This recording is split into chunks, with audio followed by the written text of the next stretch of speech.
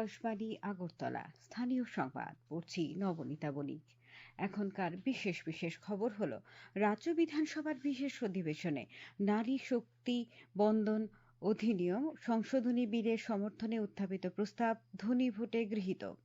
মুখ্যমন্ত্রী অধ্যাপক ডক্টর মানিক সাহা বলেছেন, নারী শক্তি বন্দন অধিনিয়ম বিল হচ্ছে গণতন্ত্রের ইতিহাসে একটি বৈপ্লবিক অধ্যায়।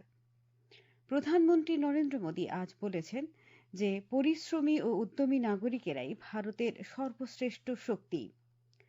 ইন্ডিয়া পোস্ট পেমেন্ট ব্যাংক আজ self help group savings account চালুর সিদ্ধান্ত ঘোষণা করেছে। এবারে বিস্তারিত সংবাদ। রাজ্য বিধানসভায় আজ একদিনের বিশেষ অধিবেশনে নারী শক্তি বন্দন অধিনিয়ম সংশোধনী বিলের সমর্থনে উত্থাপিত প্রস্তাব ধ্বনি ভোটে গৃহীত হয়।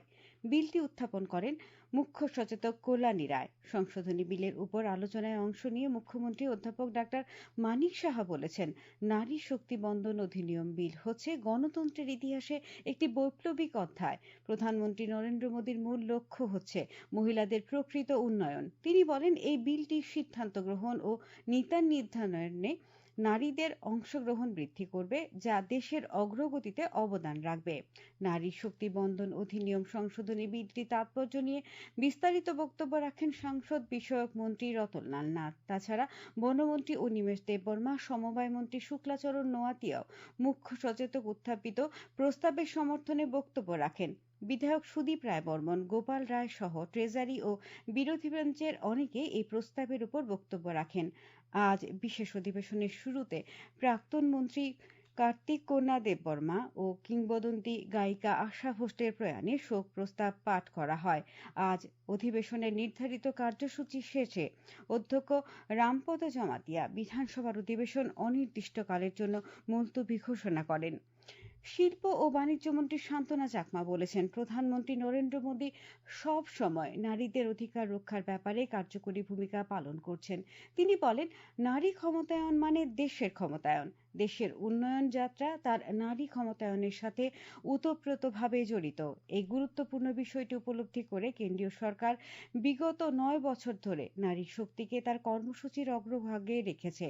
নারীদের বিভিন্ন পর্যায়ে সহায়তা করার জন্য কল্যাণমূলক কর্মসূচি তৈরি করা হয়েছে, যা তাদের সামাজিক অর্থনৈতিক বাধা অতিক্রম করতে এবং পূর্ণাঙ্গ ক্ষমতায়ন অর্জন করতে সক্ষম করে।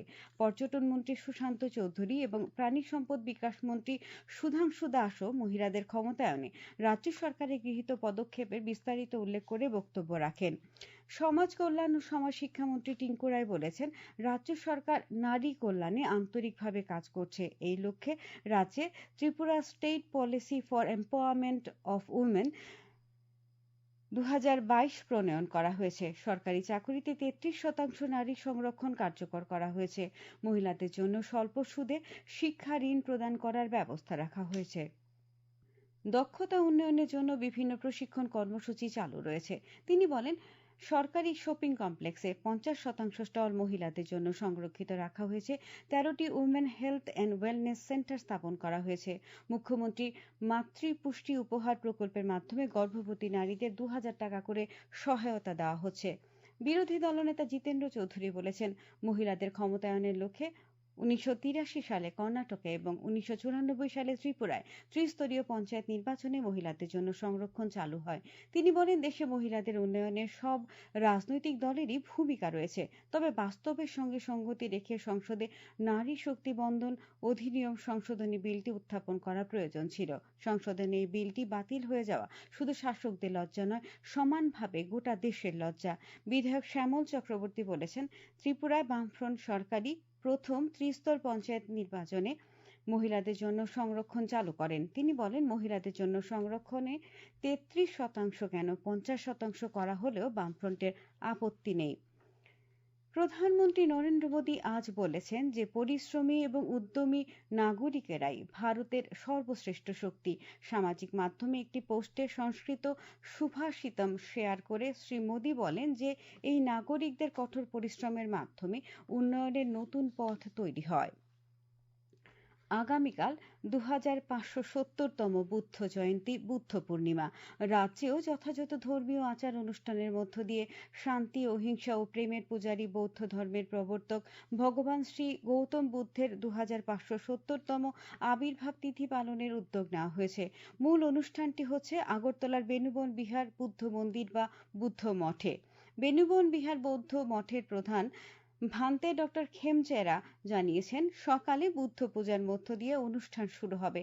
এর আগে হবে বৌদ্ধ সন্ন্যাসীদের শহরে প্রভাত ফেরি। বিকেলে হবে আলোচনা চক্র। আলোচনা চক্রের প্রধান অতিথি হিসেবে উপস্থিত থাকবেন রাজ্যপাল ইন্দ্রসেনা রেড্ডি নাল্লু। ইতিমধ্যেই বেনুবন বিহার বৌদ্ধ মঠ আলোকমালায় সাজিয়ে তোলা হয়েছে। রাজ্যের পেঁচারথল, সাব্রুম, মনুবনকুল, শান্তির বাজার প্রভৃতি বৌদ্ধ অধ্যুষিত অঞ্চলে চিরাচরিত প্রথা ও উৎসাহ উদ্দীপনার মধ্য দিয়ে বৌদ্ধ জয়ন্তী পালন করা হয়। এই তিথিতেই ভগবান গৌতম বুদ্ধ বুদ্ধত্ব লাভ করেন এবং এই তিথিতেই তার মহাপরিনির্বাণ হয়। রাষ্ট্রপতি দ্রৌপদী মুর্মু আজ বুদ্ধ পূর্ণিমার প্রাক্কালে দেশবাসীকে শুভেচ্ছা জানিয়েছেন। শুভেচ্ছা বার্তায় রাষ্ট্রপতি বলেন, ভগবান বুদ্ধের করুণা, অহিংসা, শান্তি এবং জ্ঞানের শাশ্বত বার্তা সমগ্র মানব জাতিকে পথ দেখিয়ে যাবে। আজকের এই বহুবিধ প্রতিকূলতার সম্মুখীন বিশ্বে ভগবান বুদ্ধের শিক্ষা প্রত্যেককে শান্তি, সহনশীলতা এবং পারস্পরিক সম্প্রীতির পথে চলতে অনুপ্রাণিত করে। মুখ্যমন্ত্রী অধ্যাপক ডাক্তার মানিক সাহাও বৌদ্ধ ধর্মাবলম্বী জনগণ সহ রাজ্যবাসীকে আন্তরিক শুভেচ্ছা ও অভিনন্দন জানিয়েছেন। শুভেচ্ছা বার্তায় মুখ্যমন্ত্রী বলেন, ভগবান গৌতম বুদ্ধের প্রদর্শিত অহিংসা, প্রেম, করুণা এবং শান্তির বার্তা আজও আমাদের কাছে অত্যন্ত প্রাসঙ্গিক। ভগবান বুদ্ধের শাশ্বত বাণী সবাইকে আলোকিত ও সমৃদ্ধ করুক। বৌদ্ধ পূর্ণিমা উপলক্ষে মুখ্যমন্ত্রী রাজ্যের সকল অংশের জনগণের সুখ, শান্তি ও সমৃদ্ধি কামনা করেছেন। এই খবর শুনছেন আকাশবাণীর আগরতলা কেন্দ্র থেকে। ইন্ডিয়া পোস্ট পেমেন্ট ব্যাংক আজ তাদের self help group savings account চালু করার সিদ্ধান্ত করেছে। গ্রামীণ ভারত জুড়ে নারী নেতৃত্বাধীন স্বনির্ভর গোষ্ঠীগুলিকে আর্থিক অন্তর্ভুক্তি বৃদ্ধি এবং ক্ষমতায়নের লক্ষ্যে এই বিশেষ পরিষেবাটি চালু করা হয়েছে। যোগাযোগ মন্ত্রক জানিয়েছে, এই অ্যাকাউন্টটি একটি সহজলভ্য এবং বিনা খরচে ব্যাংকিং সমাধান করবে, যা অন্তর্ভুক্তিমূলক বৃদ্ধি এবং সুস্থায়ী জীবিকার জাতীয় অগ্রাধিকারের সাথে সামঞ্জস্যপূর্ণ। আজ আইসিএসই এবং আইএসসি পর্ষদ পরিচালিত দশম এবং দ্বাদশ পরীক্ষার ফল প্রকাশিত হয়েছে। আগরতলা হোলি ক্রস স্কুলের অধ্যক্ষ ফাদার জিলসন টম জানান, আইসিএসই দশম পরীক্ষার 250 জন ছাত্রছাত্রীর মধ্যে সবাই পাশ করেছে। আইসিএসই পরীক্ষার অংশগ্রহণকারী 250 জন পরীক্ষার্থীর মধ্যে 133 জন ডিস্টিংশন সহ 97 জন প্রথম বিভাগে এবং 20 জন দ্বিতীয় বিভাগে উত্তীর্ণ হয়েছে। আইএসসি পরীক্ষায় দ্বাদশ শ্রেণীতে 133 জন ছাত্রছাত্রীর মধ্যে 131 জন পাশ করেছে। প্রতিরক্ষামন্ত্রী রাজনাথ সিং বলেছেন, অপারেশন সিন্দুর বিশ্বের কাছে এই বার্তা পৌঁছে দিয়েছে, ভারত কোনো পরিস্থিতিতে কোনো ধরনের সন্ত্রাসবাদী কার্যকলাপ বরদাস্ত করবে না।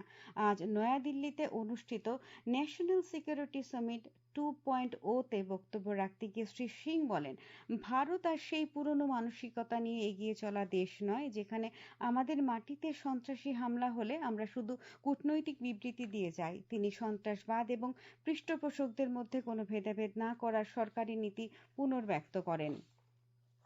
আবহাওয়ার খবর, আগামী 24 ঘন্টায় রাজ্যের সিপাহীজলা জেলা ও দক্ষিণ জেলায় ভারী থেকে অতি ভারী বৃষ্টিপাতের সতর্কতা জারি করেছে আবহাওয়া দপ্তর। তাছাড়া বাকি জেলাগুলিতে ভারী বৃষ্টিপাতের সম্ভাবনা রয়েছে। আজ দিনে সর্বোচ্চ তাপমাত্রা ছিল 29.8 ডিগ্রি সেলসিয়াস এবং সর্বনিম্ন 20.2 ডিগ্রি সেলসিয়াস।